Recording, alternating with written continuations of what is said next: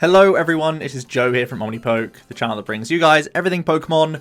Go ahead and check out the Potown store. They now have hidden fates available for all your PTCGO code needs. You can go ahead and use the OmniPoke code for an extra 5% discount. Moving on to today's video, however, we are going to be boring people on the ladder today with the Pidgeotto Control archetype that we saw get a top 8 finish at Worlds with Isaiah Williams. And a bunch of the DDG guys basically all collaborated to play this deck together. Varying success, some of them didn't end up doing so great, but one at least made top 8 of Worlds, so it's definitely an archetype worth looking at. And of course, it's very exciting because we get to play a new Hidden Fates card in this archetype, the new Jesse and James supporter, which is definitely one of these supporters that I think have a few people nervous about the new format. Maybe there are some decks that can try and break this card wide open and really make handlock a big aspect of the metagame now. And what better deck to try and abuse that Jesse and James than this one, where we have infinite resources with Oranguru looping our stuff, and Jesse and James is going to slowly combine with Chip-Chip Ice Axe as well as Reset Stamp to remove cards from our opponent's hand. Essentially, the idea of the Jesse James is we can get the handlock earlier on in the game. Usually, you would have to allow your opponent to take 4 prize cards for you to go for a Reset Stamp Surge Mars combo. Now they can be at 3 prize cards. You can go Stamp Surge Jesse James Mars combo with Chip at the end of that. That's the whole idea. So it gives you a bit more of a prize buffer if they happen to draw out of those sorts of situations. If you don't have the full combo, or if they just happen to have enough energy on board anyway, you can try and navigate it this way round with a bit more stability in terms of a prize deficit will be less than usual. So the whole idea around this archetype is going to be running your opponent out of resources and eventually giving them no playable cards left in their hand, and you can do one of two things. Continue to lock them until they are out of resources and basically are forced into a concession, or you can start powering up either an Oranguru or an Articuno to actually start taking prizes while you know your opponent has some dead turns. So that's the whole idea around this archetype. It is going to mostly be using things like Oranguru throughout the game to get back Crushing Hammers, Custom Catchers, Pal Pad, those sorts of things, and making sure that we have as many Pidgeotto in play as possible so that we can grow our hand size to be able to come up with some of these combos. That's the whole idea around the build.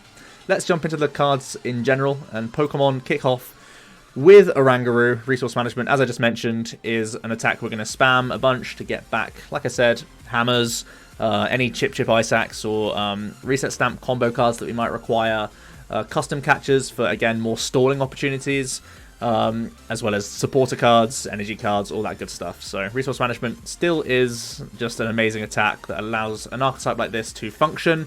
We also have the Profound Knowledge attack, which, as I mentioned, if you know your opponent is dead drawing and they have nothing to do, you can just start taking out their threats and win a 6 prize trade, because bear in mind, you know, games have to conclude in 50 minutes most of the time, and a lot of the time your opponent can sit there trying to extend the game so that they don't actually lose and you end up tying. So you'll go for Profound Knowledge spam to, you know, try and actually accelerate your win condition via prizes. So that's always something to bear in mind.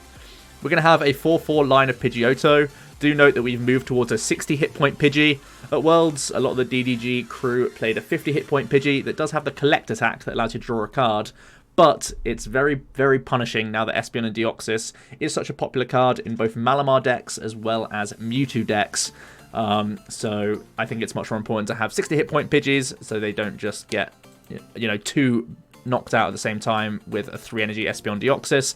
And it also makes it more difficult when they have a 6 energy Espeon Deoxys to take, you know, multiple Pidgeys as well. So we at least force that extra damage counter on certain situations.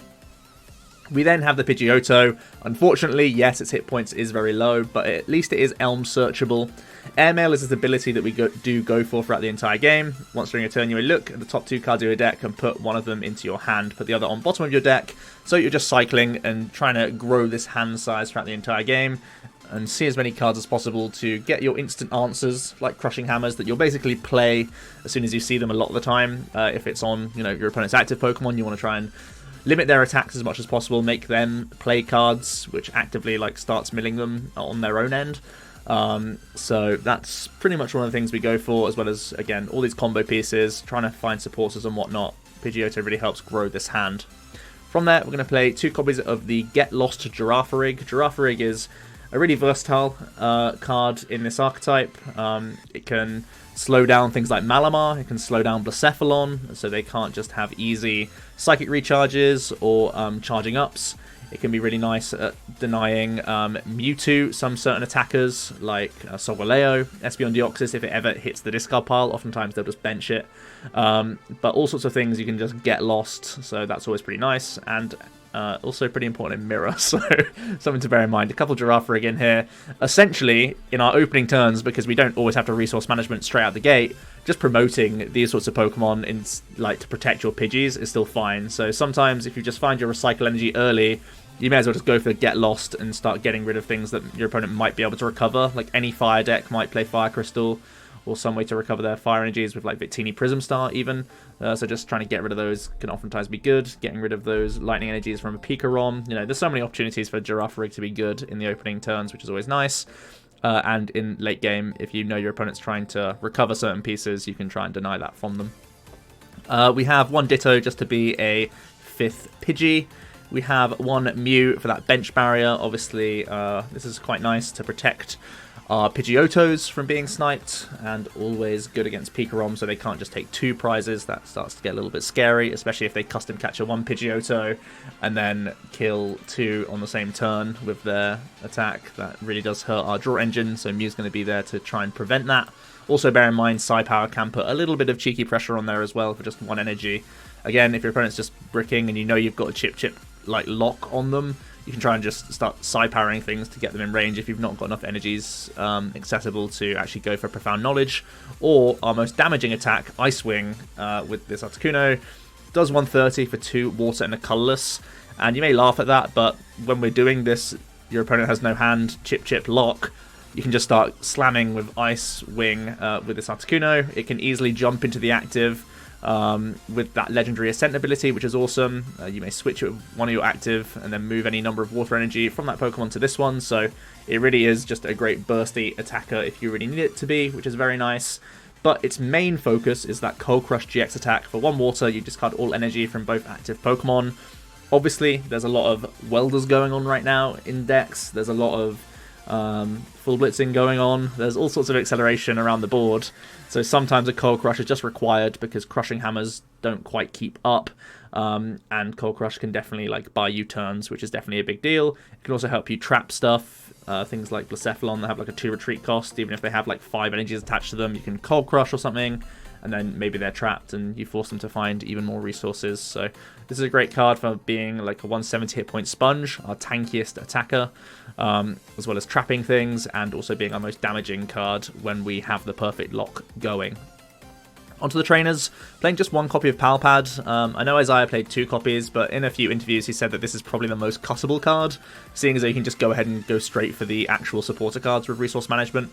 The only reason why Pal Pad is still like worth a slot at all is because, you know, it's like allowing you to resource management for other things alongside the Pal Pad, so that's the whole reason why he's in here. But if he's prized, it's not the end of the world. We're going to have 2 copies of Chip-Chip Ice Axe. It allows you to look at the top 3 cards of your opponent's deck and choose one of them. That one goes on top of their deck, and then they shuffle the others before that. So yeah, you make sure that your opponent has a dead draw basically to buy yourself turns. If you can Chip-Chip loop, basically, you can force your opponent into drawing exactly what you want them to draw, and then you can just use Mars each turn to like get rid of that draw as well. So it's really a gross combo. Alongside the Reset Stamp, this is obviously a big new addition from Unified Minds, which made this deck kind of function. You're going to put them to that low hand size so that you can then Mars the rest away, or use Jesse James to get rid of the rest, and that's pretty much the whole idea. We have 3 copies of Custom Catcher. You only need 3 because you can loop anyway with Oranguru, so you only play a 3rd copy just so that you don't prize them, so that you can trap things, which is always very nice, or actually finish things off for knockouts as well, which is always an option. We have 2 Com, just getting us extra consistency for Pokemon. 4 Acrobike, helping us see a bunch of the deck. You never mind discarding stuff because you can always Oranguru them back. 4 Pokegear to get us into early Elms, which is a huge deal for both finding our Pidgeys on turn 1 and Pidgeotto's turn 2 to get us drawing cards, which is obviously a big deal. We have double Power Plant. It shuts down Mewtwo, which is very nice. It slows down any Dedenne users as well. and it also stops a few things like jumping into the active as well. So Power Plant's very good all round. Again, it's a stadium that we just want to use to bounce other people's stadiums. Oftentimes people can get around like Chip-Chip Ice Axe Loop if they have some shuffling stadiums like Ultra Space or like Heat Factory, Viridian, stuff like that. It can force you, well, they shuffle the deck for themselves, so something to bear in mind. This can help you a little bit there. From there, we just have the 4 Crushings, of course, getting rid of people's energy, which is a big component of the deck. Onto the supporters, we do have the new copy of Jesse of James. I don't think this is mandatory to play in the deck. You can just keep with the Mars combo.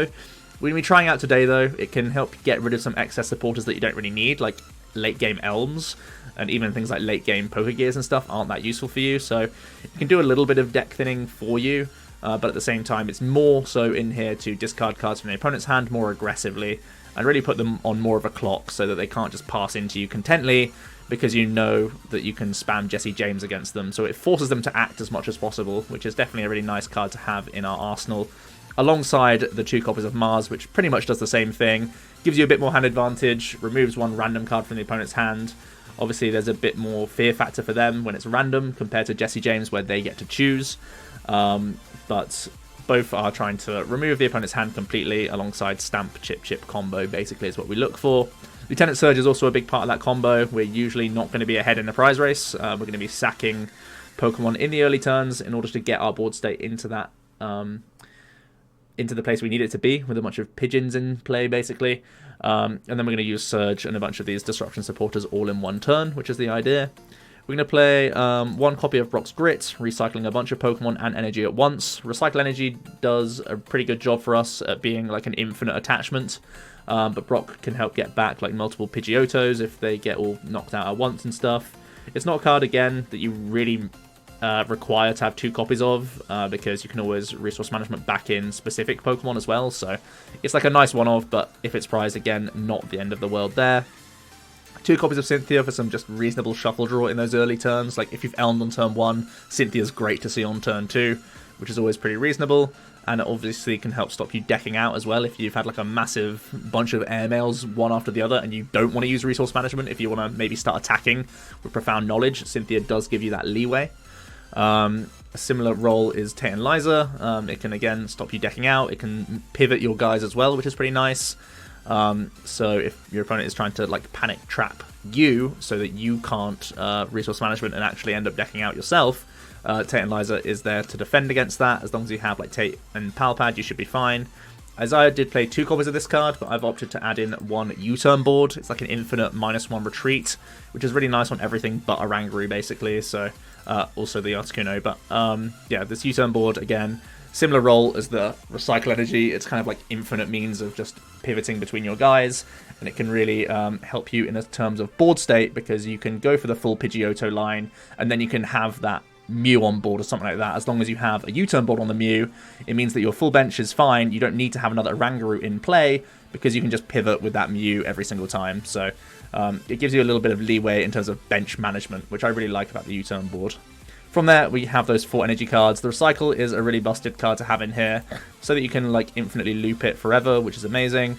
And we have 3 Waters, which is plenty to attach towards Profound Knowledge, and also towards that Cold Crush and Ice Wing attack. So that is going to be the archetype. I'm not going to go into too much detail about other cards you could be playing. I think really it's just like Wheezing. If you want to go even more cheeky with discarding your opponent's hand, you may move away from Mars altogether and just have like a couple Wheezing, a couple Jesse James, and then also potentially Lure Ball as a one-of card that you will try and Oranguru loop to get those Weezings back into the hand. I think overall Mars is still good because it just gives you a bit more hand advantage as well as randomness, whereas Jesse James is allowing your opponent to discard the most useless cards from their hand.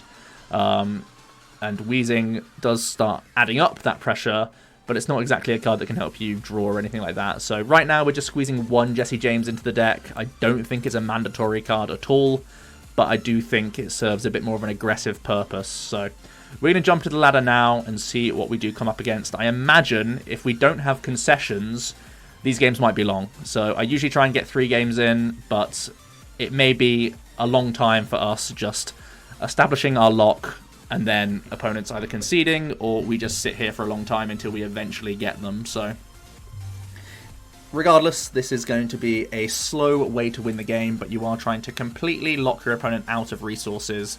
That is the whole idea here.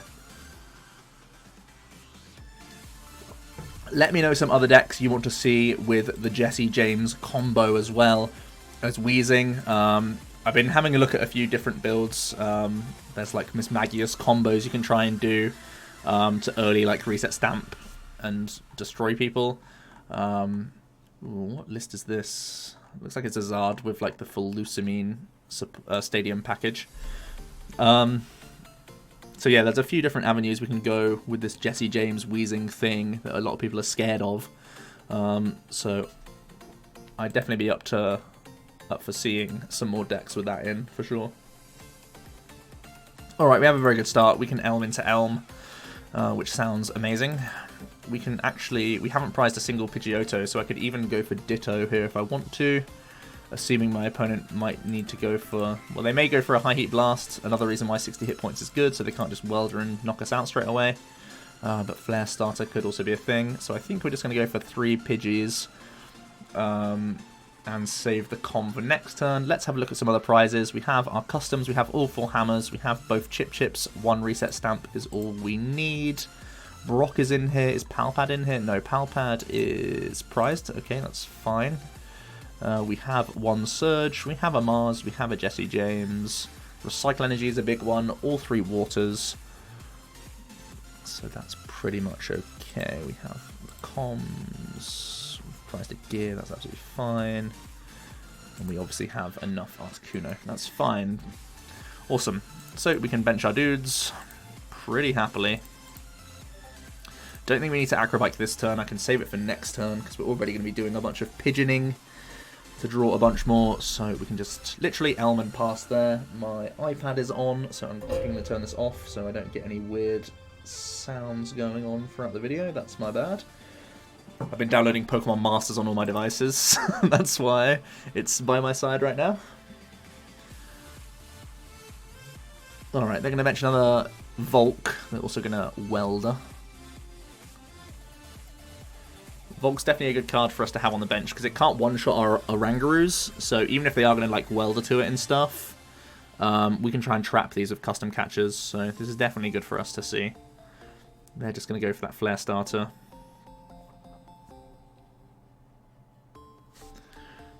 Alright, we draw into an energy card, which is by no means bad. We're going to go for this Elm because Elm basically draws 6 cards here.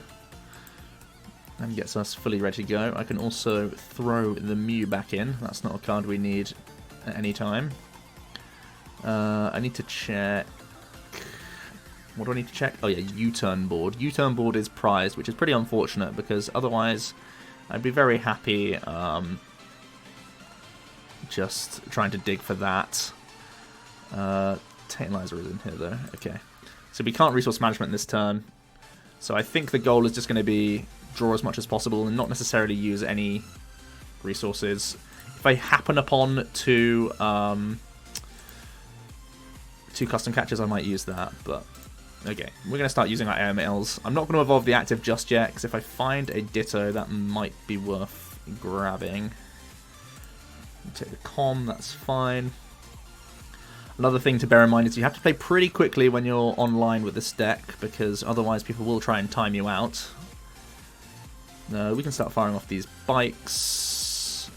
Ooh, that's a real shame. Okay, we got to take the recycle. Do I? We had all of our water energies in the deck. I can always resource management back this recycle later. Okay. Crushings aren't all that great against the fire decks, but they're still worth trying to throw down against people. There's another water energy. We don't need the giraffe so much. Can fire a crushing hammer here. I'll take off the active, make them have more energies. Quick attack doesn't really matter. I don't mind planting 1 energy down here. I could get 1 more airmail in. We have the Brock in deck, so we're always going to get back this guy. I can like wait on it for a while. This is fine. Another crushing is nice.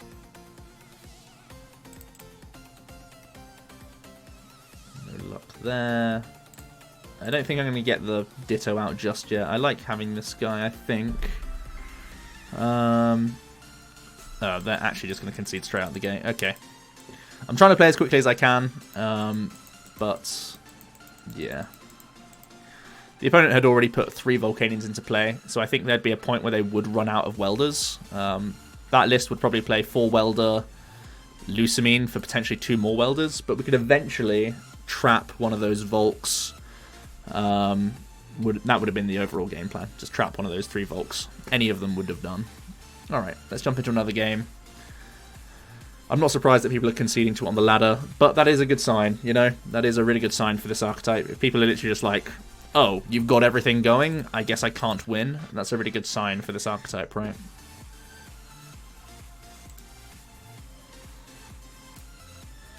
Okay, we're up against a Dark Box of some sorts. Dark Box is definitely one of your harder matchups because we are not able to reduce our deck size below 15 because they can always use Naggers to recover enough Dark Energy for their Sabltar to mill 15 cards of your deck. So we really, really have to be careful against Dark Box. This is one of our more difficult matchups for sure.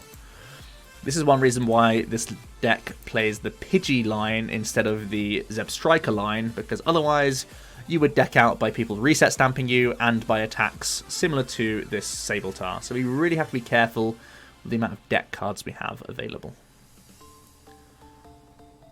Also, trapping things is not easy for us at all, because they can always just weavile around those shenanigans. So we're going to have a quick look in our deck before we kick things off. We have all of our Pidgey line, which is always great. You hate prizing the Pidgeottos and the Pidgeys. We have all of our monkeys. We have both Articunos. Chip-Chips are here. We have enough hammers. We have enough customs. We have 1 stadium, which is fine. We've prized our U-turn board again, which is a shame. Trying to show that card off as a different card in our list compared to the actual 16. But oh no, U-turn board is here. Nice, nice. We do have 1 Surge, which is fine. We have Mars and Jesse James. We have Brock again. All of our energies are here. Alright, alright, looking good, looking good. We can go ahead and fire off this Elm out the gates. Get the Pidgey crew. Get them all down. I'll also bench a Giraffe here because we want to, like, if he knocks out Pidgey turn 2, which he just needs to attach to be able to do, I want to protect the other pigeons that we have in play. I might Pal Pad before the Acrobike, because we want an Elm for turn 2 anyway. Elm is like as good as a Cynthia basically for turn 2. So we'll pop that back in. 3, 6, 7. -1 from their hand. Doesn't sound all that valuable. We can save this for next turn. Let's pass.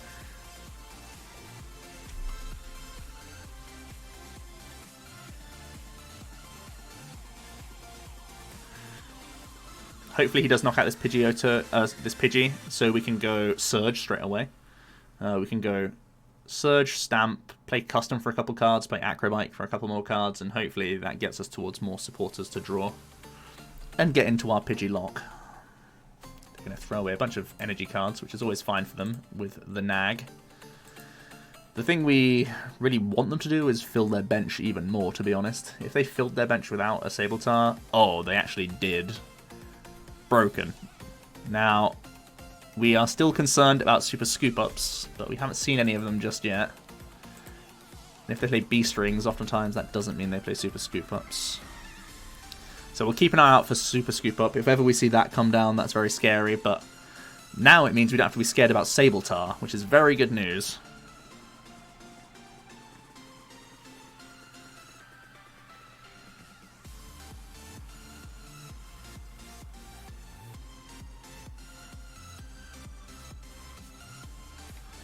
Alright, there is a couple Dark Energy that I can get into the Lost Zone with Get Lost here, which is a small win for us. If we get 2 Energy in the Lost Zone, usually they only play 11 Dark, so then we don't have to be worried about the Sabltar at all, which is amazing. Let's kick off with the Bike. Crushing Hammer is a playable card. Doesn't matter where this goes off, because he has this. This can be played just so we can draw more off the Custom Catcher.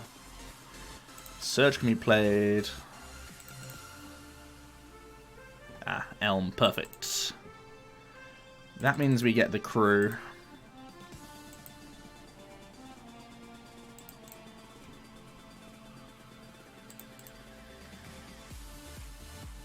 And I can even go ahead and com for a Ditto if we don't find it early. We'll definitely take Recycle Energy, so I can use Get Lost here.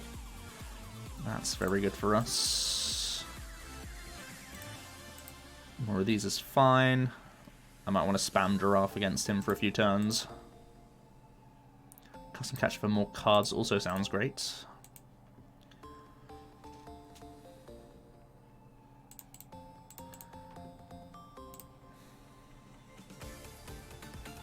So we want that Ditto. We'll put all this stuff down. We'll put the Recycle Energy on. We'll draw 3. We still have another supporter that we could play here if we draw one. Mars is an option, as is Tate. Do I need to draw a bunch of cards, or do I want to just do 2 here? I mean, we're already drawing so much next turn. I think the hand disruption... What am I trying to remove from his hand? Not a whole lot. Okay, we'll draw more cards. Stadium removal is pretty reasonable. We get into a nice hand, to be honest. Alright, these can definitely get lost. I don't want to deal with a Sable Tart.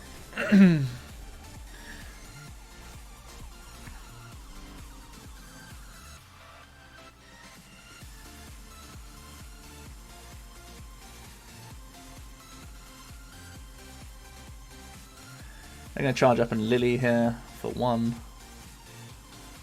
And Pokegear after that for another Lily. Okay. And just a pass. They chose not to take a Dark Pulse knockout for some reason. Let's start airmailing.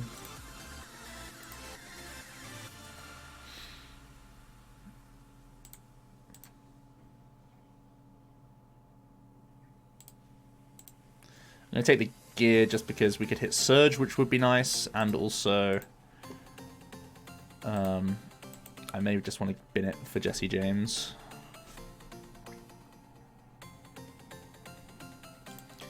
Crushing Hammer getting heads would be amazing here, so I could get lost even more energy cards. Let's see if we can hit this Surge. Just an Elm. I think we'll go for the Mars here, because again, if I hit energy off Mars, that's still good for us. We hit a Weavile. Nice, I can discard another energy, which is amazing. Oh, he couldn't move the energy, that's why. Okay. Yeah, Power Plant denying the Weavile is also a big deal. I completely forgot about that. So yeah, we actually can trap this deck. We eventually lock Power Plant so they can't Weavile around, and then we can trap something. Nice. Yeah, we can beat everything with this deck. Broken. I forgot about Power Plant's utility in this matchup. Pigeon Control, man. Bird Flu, as I like to call it, because obvious reasons.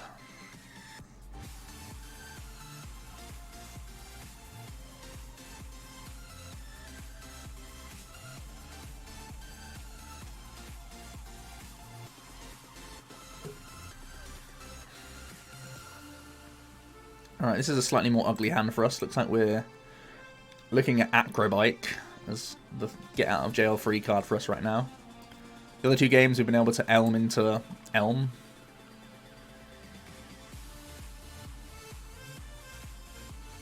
This time it's not so black and white. Also, we're staring down a Mew 3, which is definitely a scary card. They can threaten all sorts against us. We have started an Articuno though, so if they do just like weld to the active, we can just go Cold Crush straight away. So they may be forced to power up something in the back. The opponent's going to Cherish Ball out a Zard. Oh, they are going to go for the Welder. Okay, just for 1 energy. You see a treasure. Getting rid of that Zard. Okay. I was thinking they were going to put Zard down because they know that we can eventually lock a Power Plant and make the Mew 3 awful, but yeah. Okay, we draw another Acrobike.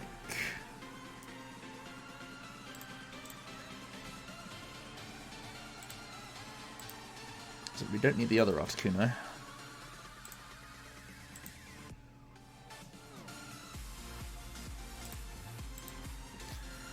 It's actually pretty greedy of me to not take Articuno there, but Power Plant's too good to pass up against Mew 3, right?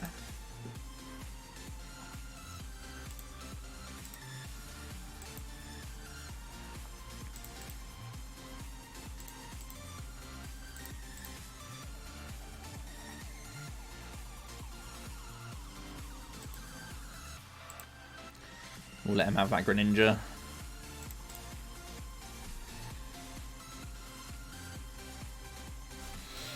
Not the greatest.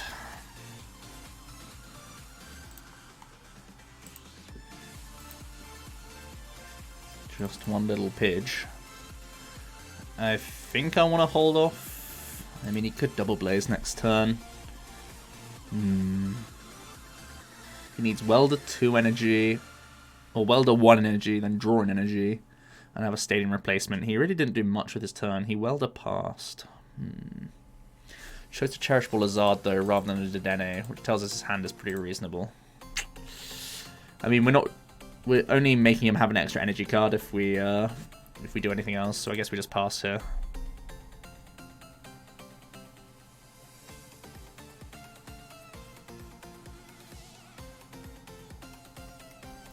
They have customs.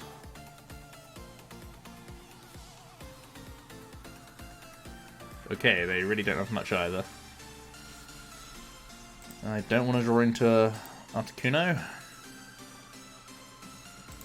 I don't want Pidgey to get knocked out, so... I could pressure him with Ice Wing, you know. It makes our Cold Crush worse. But...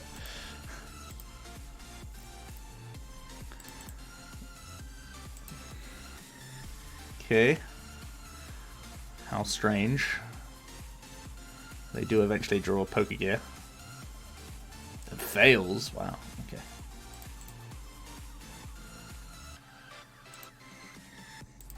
I guess this is happening.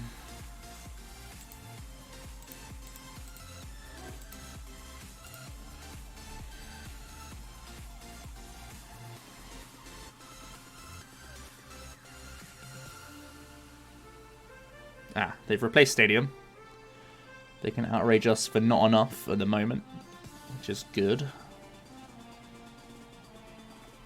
But still certainly scary. They could Welder, Attach, and Flare Strike. Which is what we're seeing here.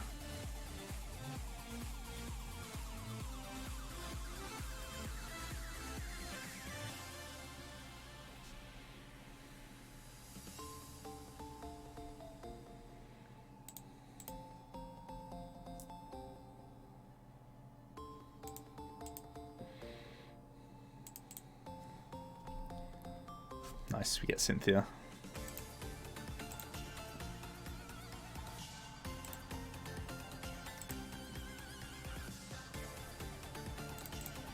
Alright, hopefully we can start drawing now.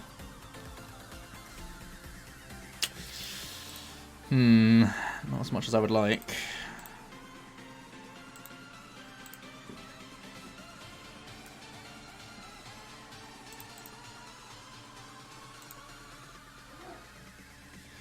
So Quick Attack gets us in range of an Ice Wing later, but it also means he can outrage the Articuno if he just has like a Welder. Like if I Cold Crush, if I've hit him for 140, he could just Welder it and knock out another Articuno. So I guess we're just holding the energy right now. Okay.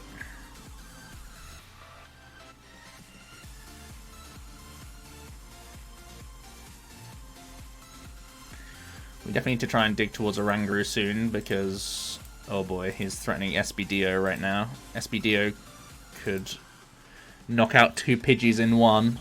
This is very scary. Yep, he's got Rainbow. So that cross division was something I was definitely worried about the whole time. It's a play that Mew 3 can always make.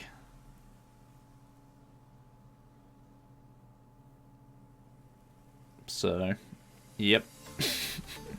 We got wrecked. What a strange game. We did end up... Like, we were bricking, of course. And in an ideal world, we can see a Mewtwo with like 3 or 4 energies on and go for the Cold Crush against them, but not the case there.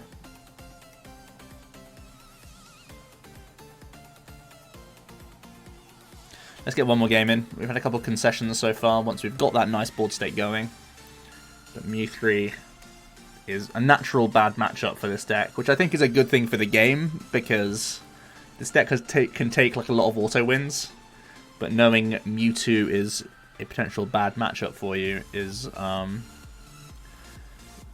again, like I said, a good reason to deter people from playing this archetype, because their hit points are so low.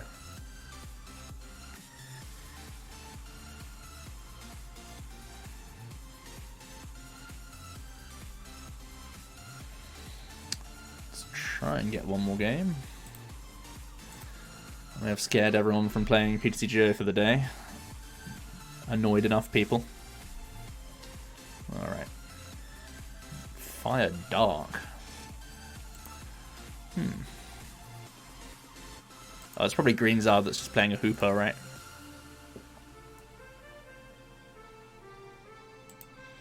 Okay, they conceded into me straight away.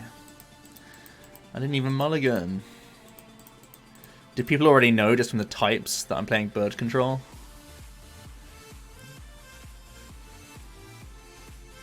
Maybe. Oh my goodness, I clicked Tails. I never click Tails. Misclick. No. Would have been heads as well. Feel so bad, man.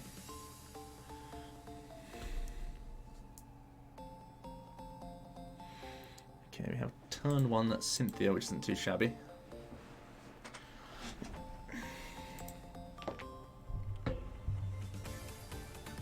Looks like against a Malamar.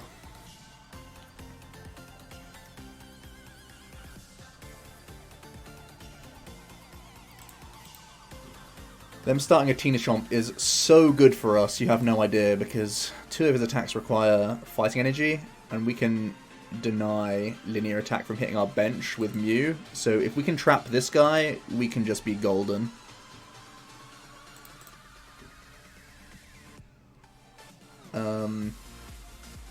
Sure, you can have a Mew.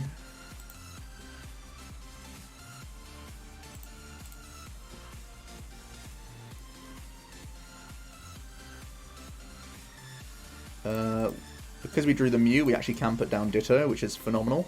Let's just pass. Teenachomp builds normally just play 2 brown energies.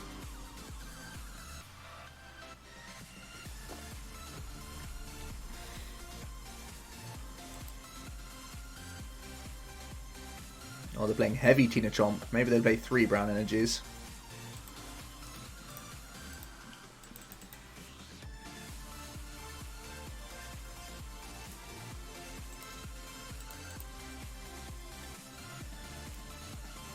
We're really hoping these gears can get us towards Elm next turn.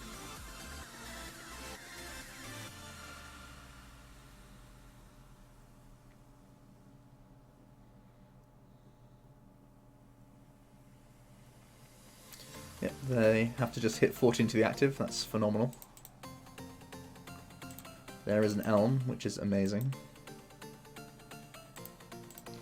I think I Pidgeotto first, because I want to have a better chance of just finding any of those pigeons this turn, which we do.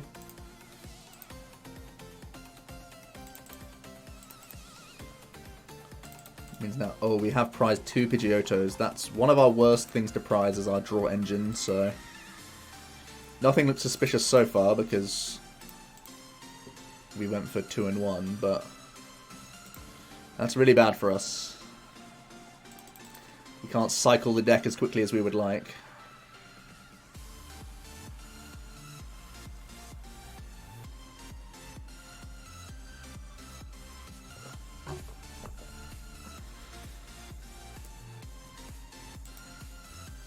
Might mean that we have to start resource managing back actual draw supporters this game.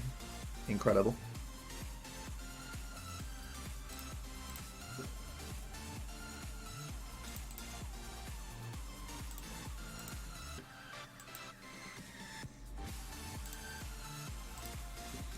Let's get a fresh hand and then airmail afterwards.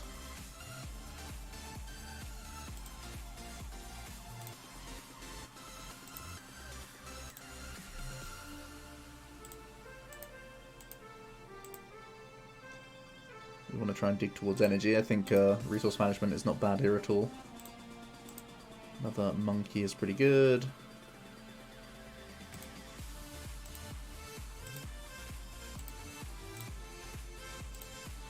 I'll play this before the Acrobite because I want to try and find a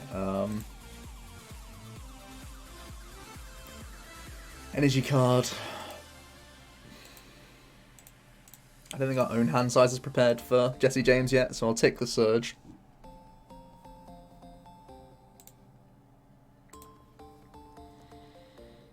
Ooh, rough choice.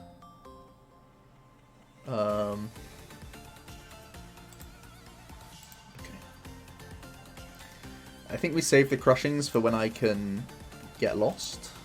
So we just bench this and pass. I want to crushing at the same time, because otherwise it's pretty pointless. They play Marshchamp, so yeah, they probably are playing 3 fighting energies.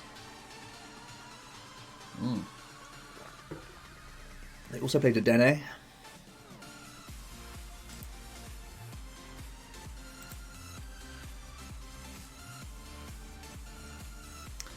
There's a Viridian. That actually helps us out. It guarantees that we can get lost next turn.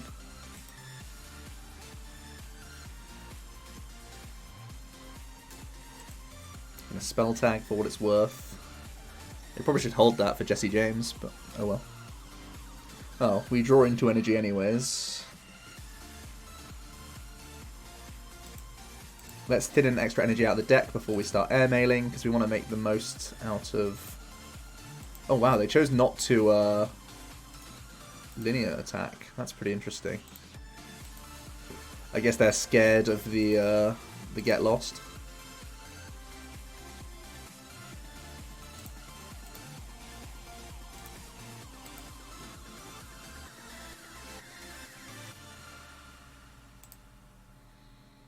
Which is pretty fine by me.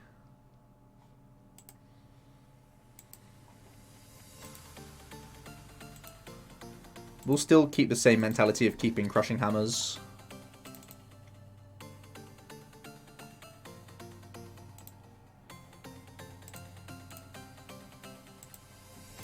We're going to put the gears back in because I want to, again, make the most out of this Surge.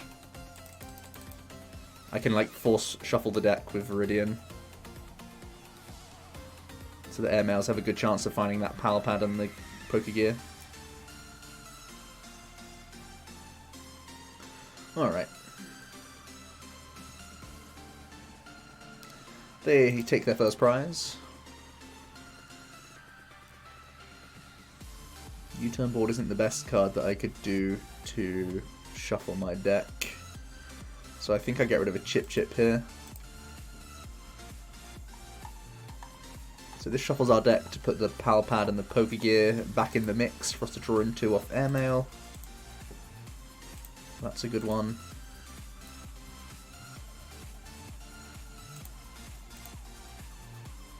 That's a great one. I mean, trapping this guy forces a switch anyway, but like, I want this to be in the active the majority of the game, I'm pretty sure.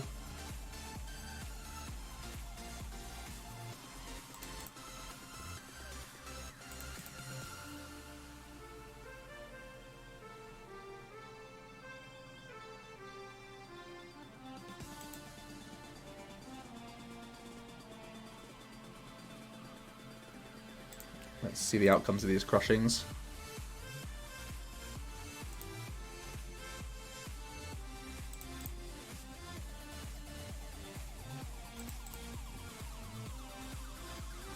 Unfortunate.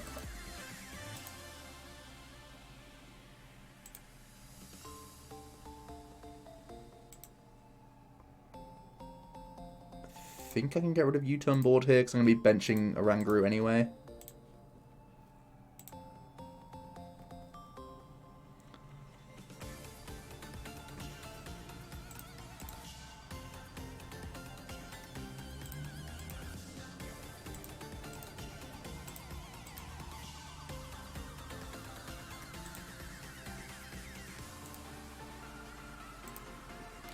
Let's put some porters back on the top.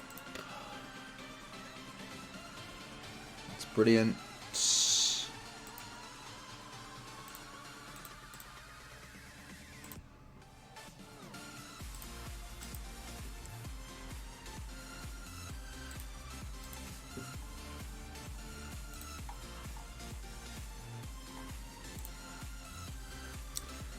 I guess the Malamar's more important than the fighting energy. I guess I'm playing around Brock either way, right? Sure, the fighting can go.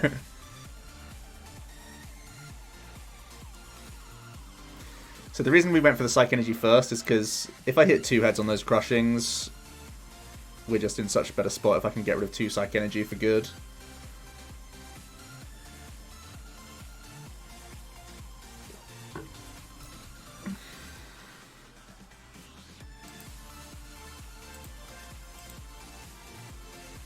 They're going to recharge to the back.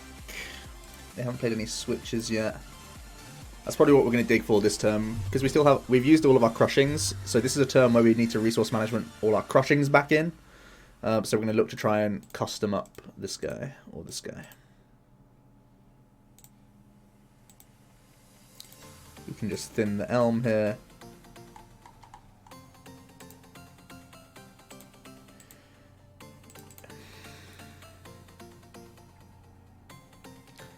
Stadium removal's good.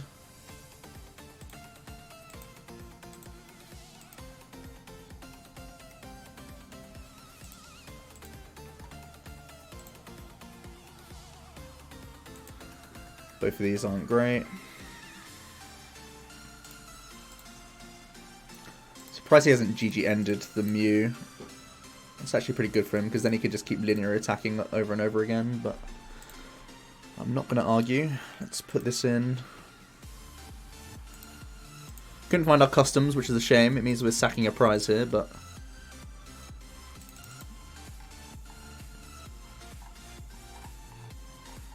he's pretty likely to replace Stadium, right? There's no need for him to, but no, this is fine. Do I want the U-turn board back in the deck is my next question. We're at 11 cards. I can see 5. I guess I go for the Surge here. Do I have any ways of shuffling? I don't have any way of shuffling.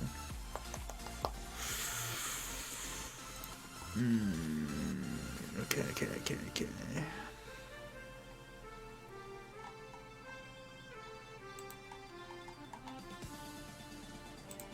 Can we just go all 3? I do want to combine it with Get Lost, but getting rid of all these fighting energies serves a similar purpose just anyway. Here comes another Inkay. The only bad news right now is that he hasn't used any switches yet. That's like the key resource that we want to try and remove. Okay, we actually draw a Crushing, which is good.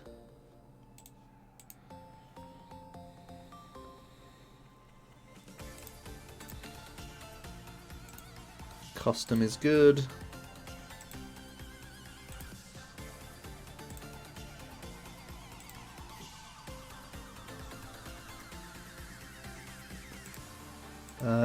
Let's play this Crushing. Let's see the outcome.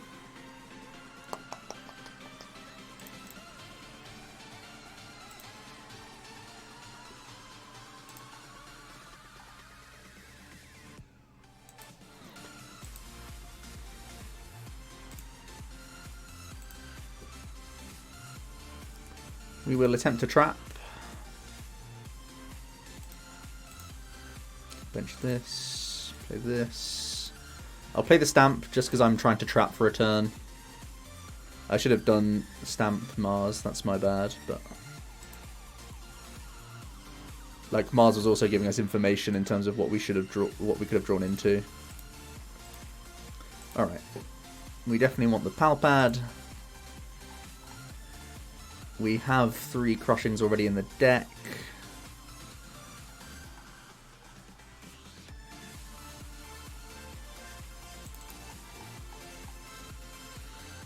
Definitely want a Water Energy back in the deck as well. But I could Surge next turn if the Pigeons are good, if they're kind to me. If the Pigeons are kind, I could shuffle. I still need something to shuffle my deck.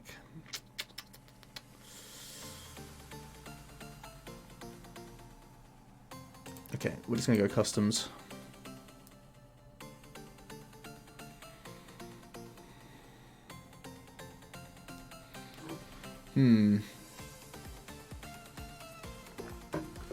Able to Erica for a bunch of cards.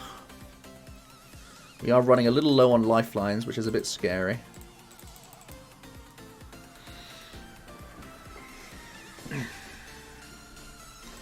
Haven't seen any switches from them, which is the main resource that you need to keep an eye out for in this matchup, for sure. Ah, Viridian lets us shuffle. That's really good. Shuffles those Customs and the Pal Pad back. They're going to attach to the active. Oh, we actually have a turn. Incredible. That means we don't want the custom catchers, so we'll just do our pigeoning first. I could Brock for shuffle. How good is drawing energy cards? How good is the Pal Pad to draw? Okay, we'll just start with MLs. It's a real shame that we're only drawing 4 a turn. Gladian is a card that we'd love to see back in the format.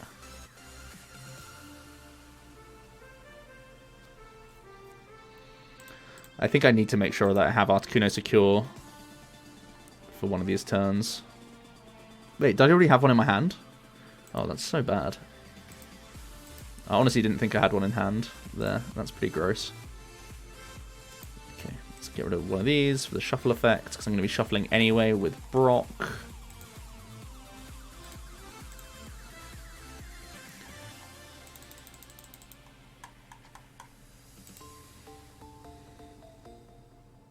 I want to keep the Viridian so I can keep shuffling cards for next turn when I resource management back my so Pal Pad's already in the deck. I think we just want to have cycle cards, you know. I think we definitely want Stamp.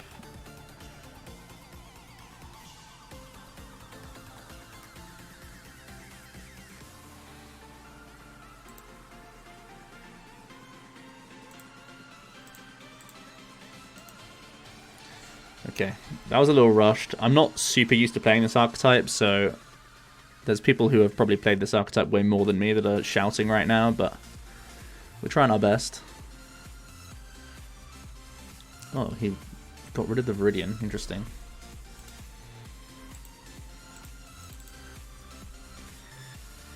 So energy to the Tina. Treasuring away a Tina. Malamar comes in. One thing we're obviously afraid of is him SPDOing, but there's no energy in the discard pile just yet. That's kind of the fear of us using Articuno. We could use Articuno and end up losing ourselves the game. They're going to stamp us into a fresh hand, which I don't mind too much. It's a pretty good hand.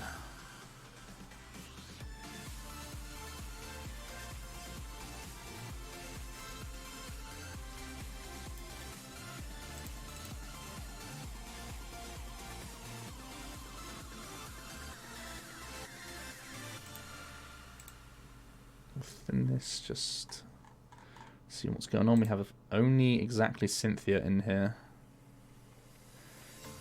It's way better if I draw the Pal Pad first, right? Yeah.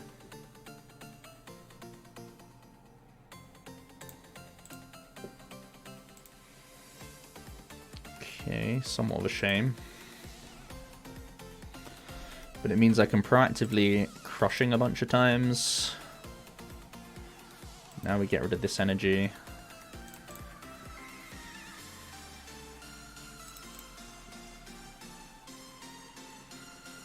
Okay, we hope to find the Cynthia. That's a shame as well.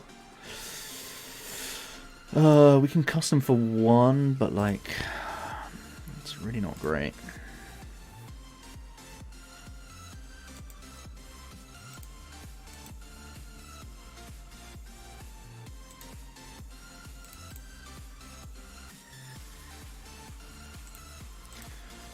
All right.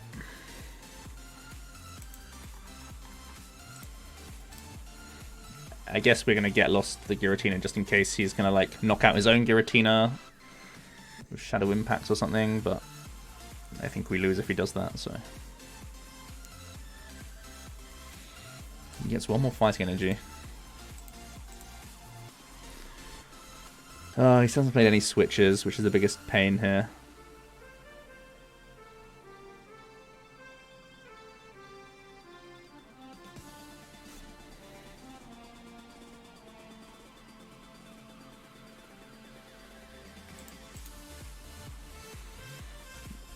Okay.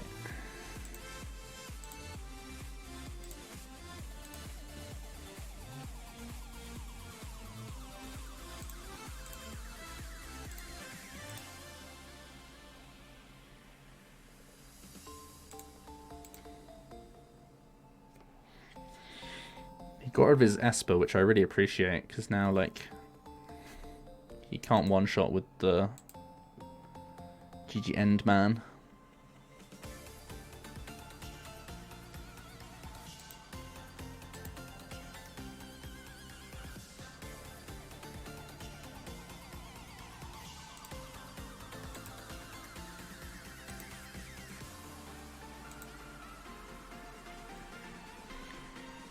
Okay.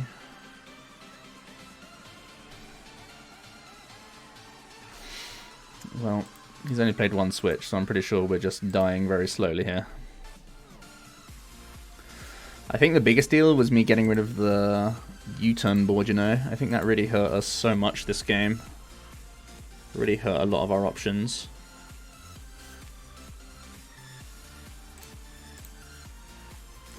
We weren't ever... I mean, also prizing 2 Pidgeottos meant I just had no control over the game. We weren't drawing enough cards, but...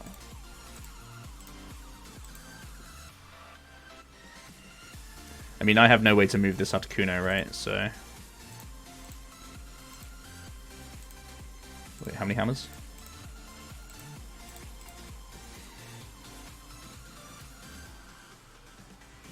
Yeah, I've just navigated this game poorly, I have to say. We have to hope that I can Cynthia into my last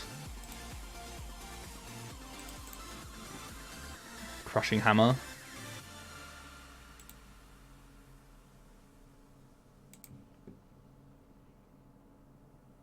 Oh no, it doesn't even matter, right? Because we're going to get linear attacked. Yeah, we lose.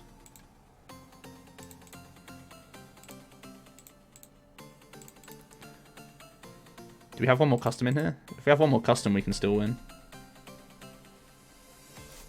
No, we only had 1 custom left.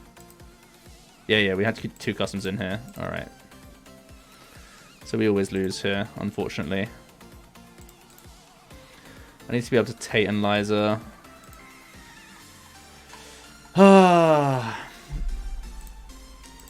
Still a difficult deck to pilot, obviously.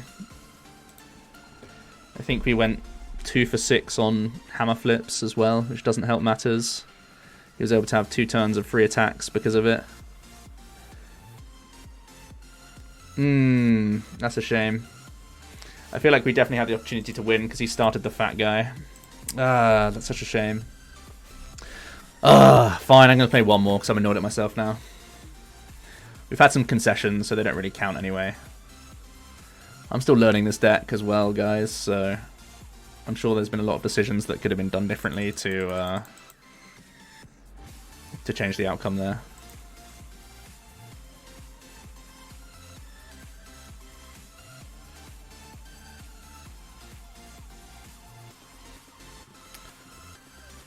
Alright, I think it's better to start with Girafarig for the most part. This hand doesn't look great. At least we have a couple of Pokemon though. Keep this open for Calm. Mirror?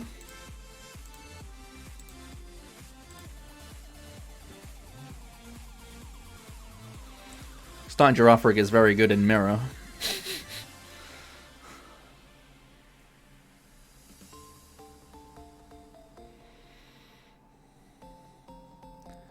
The matchup comes to deck out, so I can literally, because I have 2 energy, Giraffe and Brock.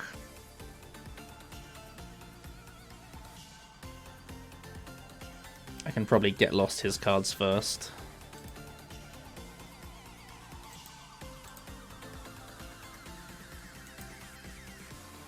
Now I'm very upset if he plays Faber.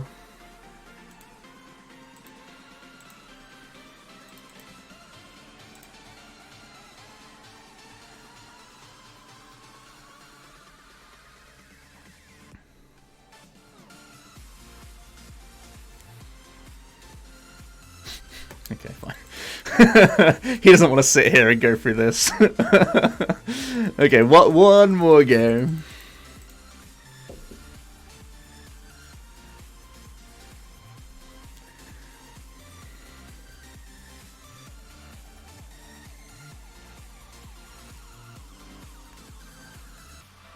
The whole matchup is going to be making your opponent less infinite than your infiniteness. And a big part of that is starting Giraffe. So literally our choice to start Giraffe over Oranguru won us that game. Genius. We're an absolute genius. The reason you normally start the Giraffe is you don't want to start looping cards like early. You want to play all your cards and then loop just the good ones later. Alright.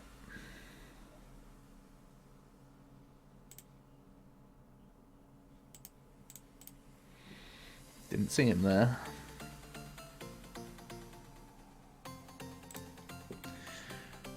Hand is looking pretty reasonable. You might be able to custom for a card here. You could Jesse James custom, but it doesn't sound great.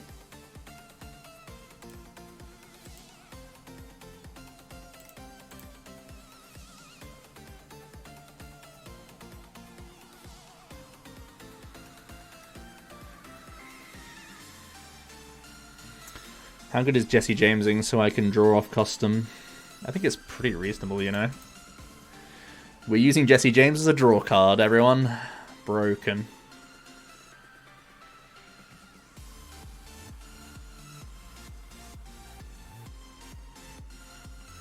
Coach Trainer. Coach Trainer that plays Mew. When I saw Coach Trainer, I was like, huh, it's probably Pika. No, sorry, it's probably Guardian. Maybe it's Mewtwo that plays a Mew?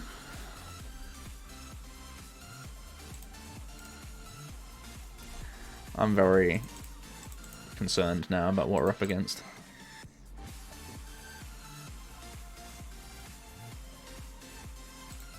Also kind of concerned about this hand.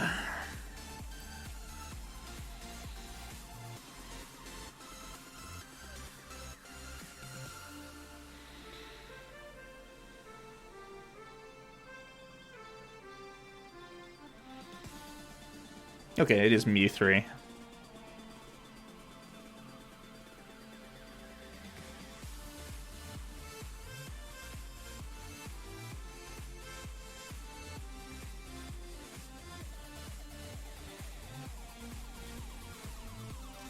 Two switches gone already is really good for us.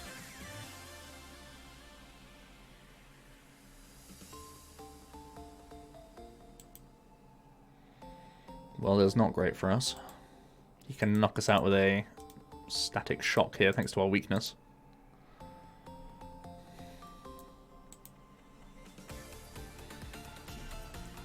We could do one better now.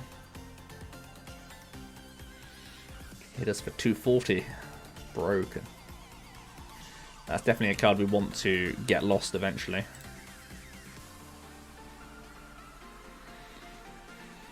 The good news is he only welded one fire, so he can't just grab SBDO here and start wrecking us. We definitely got to try and recover this Mew as well. So he can't just nagger a pigeon every turn.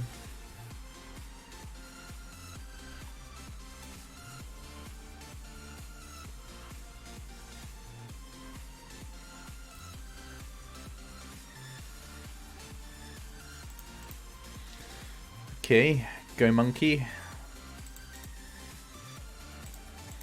I should have seen this airmail first, but I'm pretty sure that power plant's never wrong.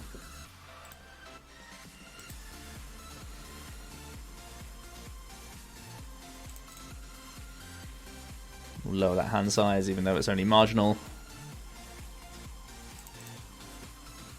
I think we go 2 and 1. Because we need more airmails up in here, that's for sure.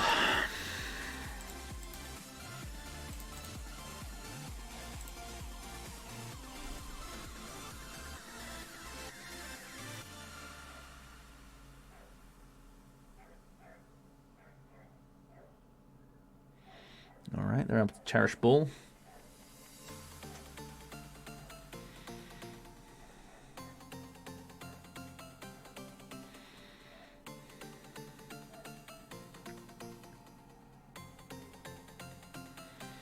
Grab a Latios, bench that guy. It's free retreater, so I don't see why not.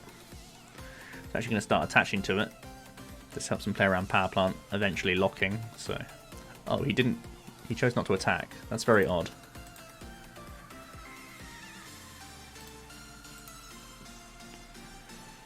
We'll tell the Elm. It's not a great supporter, but Chip-Chip's not doing a huge amount here.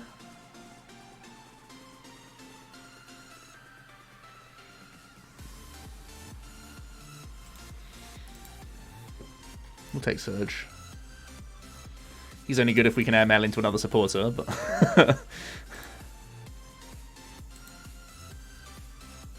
it's not that one.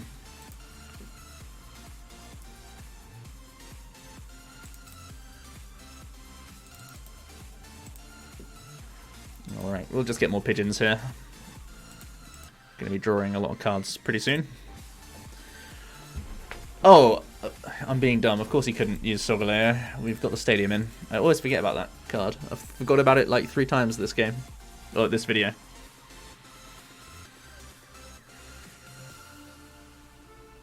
It does work in benefits to Latios. That's actually what they're going to retreat to right now. That's 3 Rainbow Energies committed.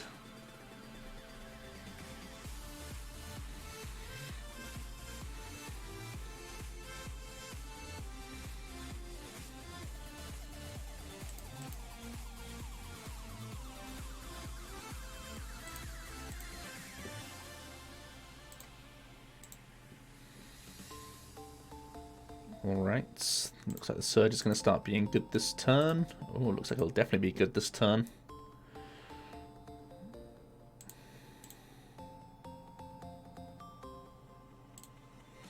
I think we'll start accumulating the hand lock now.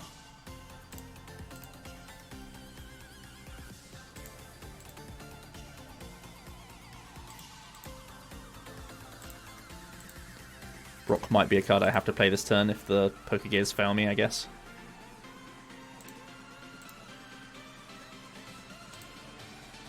It's not a bad one. Our hand isn't that large. Okay.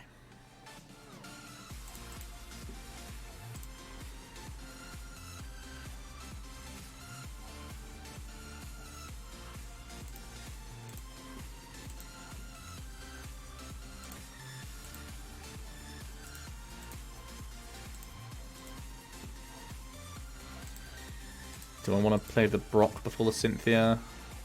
I don't really need the Mew so much if I just get lost as soon as I see the Naga. So I guess I'll try and hit a more aggressive supporter. That's the opposite of aggressive, but we can get our Ditto back.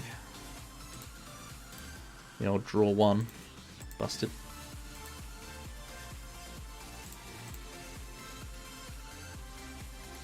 Never lucky.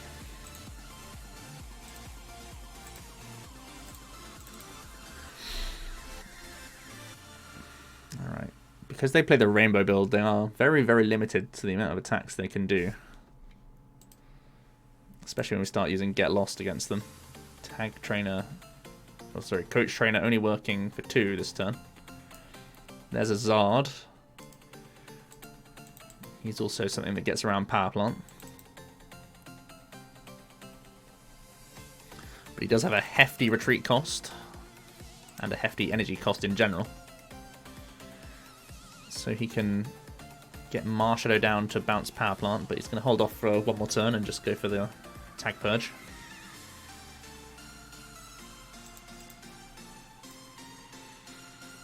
Alright, let's see if we can have a good Surge turn here. I actually want the Monkey a little bit more. If we play a bunch of Crushings this turn, I might want a Resource Management instead of Get Lost.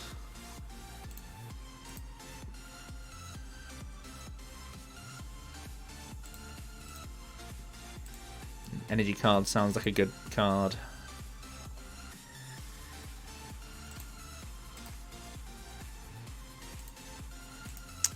Customs on the Zard might be okay. How many Welders have they played? They played 2 Welders.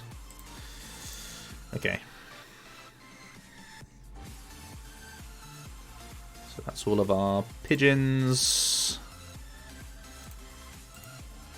Articuno is certainly interesting. I don't have board space for the Monkey though, so I guess I'll just do this. Never lucky. Let's try and trap. And get back all those cards that I've just played, basically.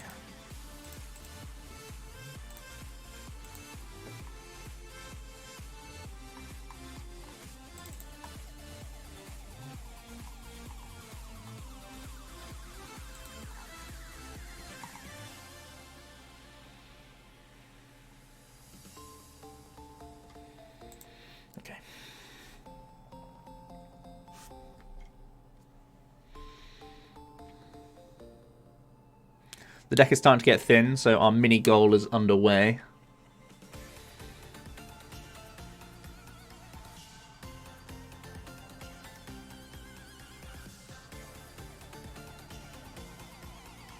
Okay, we got a free turn, which is amazing. This deck lives for 3 turns. That's its favourite thing to get. Ooh, the Pal Pad's really tempting. It gets us Jesse James. Reset Stamp's also a big part of our hand block.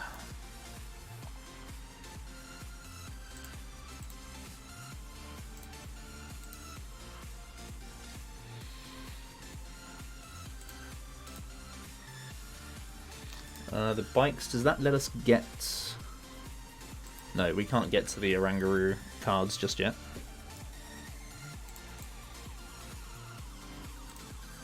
We already have Chip-Chip in hand.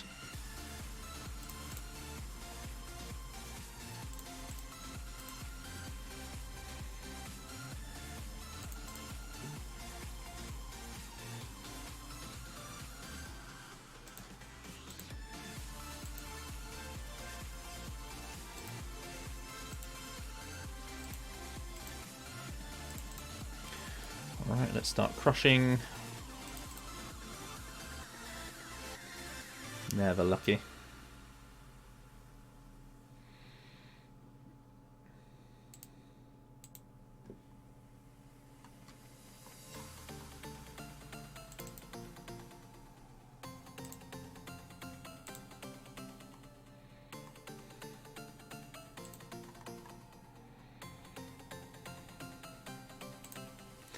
Alright, we'll get Jesse James so I can stamp JJ Chip-Chip with Surge.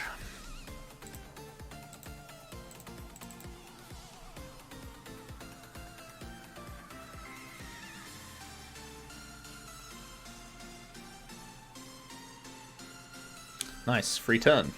Awesome. So we can see every card in our deck this turn.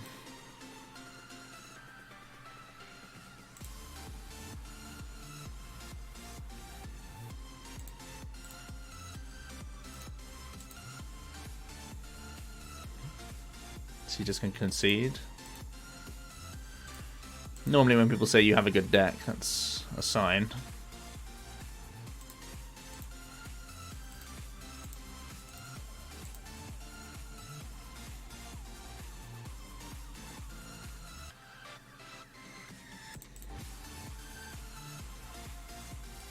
Alright, let's start removing some energy cards.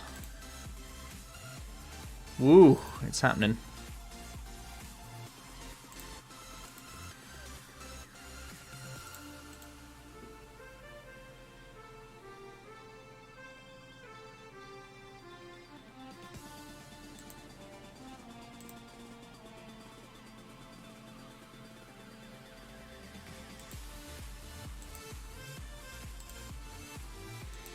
I think I want to Brock a monkey. Like, I'm playing the Brock just so I can get monkeys back in this turn, but I think it's fine.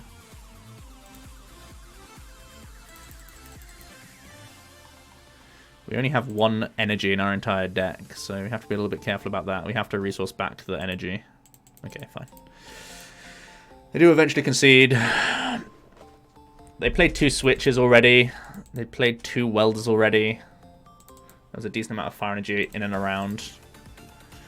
We would eventually power plant lock if he was going to try any Mewtwo shenanigans. We were probably just going to try and custom trap, to be honest, on the Zard every time. So yeah, that's Bird Control. A pretty bad loss against Mali, because I don't think I'm playing this perfectly, but it gives you at least a good insight into how the deck's played.